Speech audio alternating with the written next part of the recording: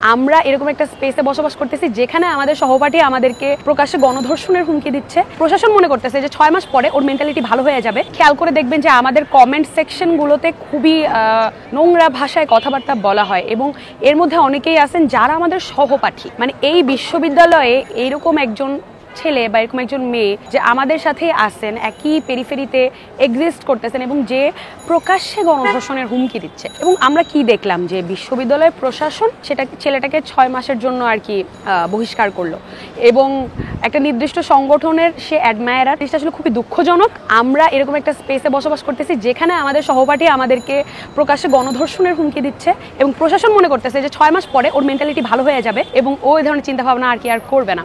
ঢাকায় আসার পরে আমার ফ্যামিলি, আমার আব্বা আম্মা কি পরিমাণ স্ট্রাগলের ভিতর দিয়ে গেছেন বা আমি কি পরিমাণ স্ট্রাগলের ভিতর দিয়ে গেছি সেটা নিয়ে আর কি আমি কথা বলছি। যেহেতু আমি রক ঘরানার গান করি, তো অনেকেই মনে করে থাকেন যে আমার আসলে শুধু ওই পাশ্চাত্য কালচারেই হচ্ছে বেশি দখল। বিষয়টা আসলে এরকম না। দেখেন, আমি একটা সময় দরবারি গান করছি, লালন সঙ্গীত করছি। আমার কালচার নিয়ে একটা জানাশোনার জায়গা আছে বা একটা চর্চার জায়গা আছে এবং জায়গাটা অনেক ডাইভার্সিফাইড। আপনি যতবার বাংলাদেশকে নিয়ে কথা বলতে যাবেন, আমাদের ইতিহাস এবং আত্মপরিচয় নিয়ে কথা বলতে যাবেন, আপনার আসলে ৭১কে থেকেই শুরু করতে হবে। আমরা যখনই আমাদের শিল্প, সাহিত্য, সংস্কৃতি, শিক্ষা, মানে ইতিহাস তো সবকিছুর সাথে ওতপ্রোতভাবে জড়িত। মানে ইতিহাসকে বাদ দিয়ে, আপনার নিজের ভূমির ইতিহাসকে বাদ দিয়ে, নিজের আত্মপরিচয়কে বাদ দিয়ে আপনি আসলে এই শিল্প, সাহিত্য, সংস্কৃতি, শিক্ষা, গবেষণা কোনো ক্ষেত্রেই আসলে নিজেদের পরিচয়টি তৈরি করতে পারবেন না, যেটি আমরা আসলে পারি নাই। কারণ আমরা দেখি যে ইতিহাস বিকৃতি করার জন্য একটা গোষ্ঠী সবসময় ক্রিয়াশীল। আমি একজন মানে সাধারণ শিক্ষার্থী হিসেবে যে কোনো রাজনৈতিক সংগঠনের বাইরে থেকে আমি আমার বক্তব্য প্রকাশ করছি। শিক্ষার্থীদের নিজেদের অধিকার সচেতন করা এবং